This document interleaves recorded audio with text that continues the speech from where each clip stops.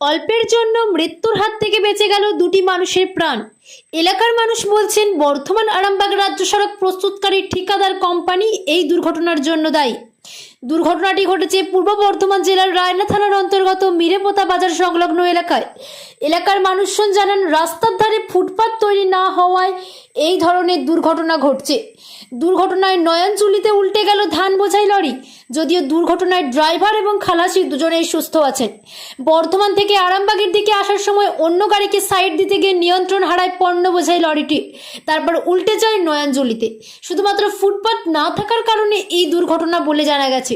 বেশিরভাগ জায়গায় পাকা রাস্তার শেষ সীমা বোঝা যায় না, কারণ একটাই রাস্তার ধারে গজিয়ে ওঠা বিভিন্ন ছোট ছোট গাছ ও ঘাস চলে এসেছে রাস্তার ওপর।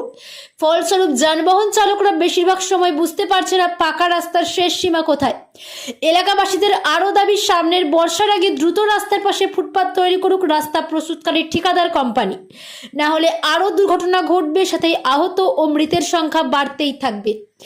উল্লেখ থাকে যে কয়েকদিন আগে একই দিনে দুটি 4 চাকা গাড়ির নিয়ন্ত্রণ হারিয়ে সোজা নেমে যায় নয়নজুলিতে। যদিও দুটি গাড়ির চালক ও যাত্রীদের কোনো ক্ষয়ক্ষতি হয়নি।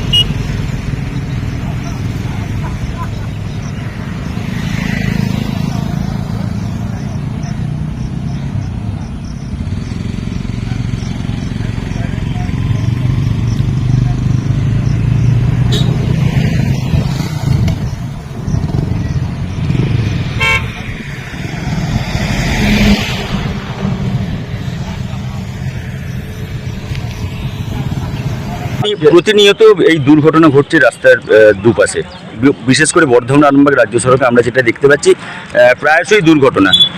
একজন এলাকাবাসী হিসেবে কি বলবেন যে এই দুর্ঘটনা কেন ঘটছে? ফুটপাথটা 7-8 ফুট ফুটপাথটা যে শালবল দিয়েছে, ওটা যদি চড়া থাকতো তাহলে এটা কাটিয়ে পড়তো না।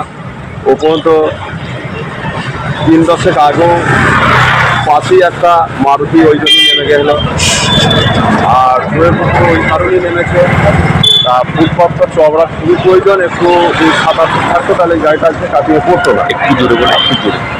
আর গাছগাছালিতেও ভর্তি হয়ে গেছে রোডটা, এই জন্যে। আর গাড়িরও গতি এত বেড়ে গেছে, মানে কেউ কাউকে মানছে না, মানুষকে মানছে না। কদিন আগেই তো দুর্ঘটনা ঘটেছে মিরেপোতা বাজারই, সকাল এবং বৈকালে। হ্যাঁ, সকালে হয়েছে একটা, বিকালে হয়েছে কেউ আচ্ছা, আজকের এই যে দুর্ঘটনা ড্রাইভার বা খালাসি সুস্থ আছে? সব সুস্থ আছে। আপনার নাম? ওদিকে গ্রামে এখানে ব্যবসা করি।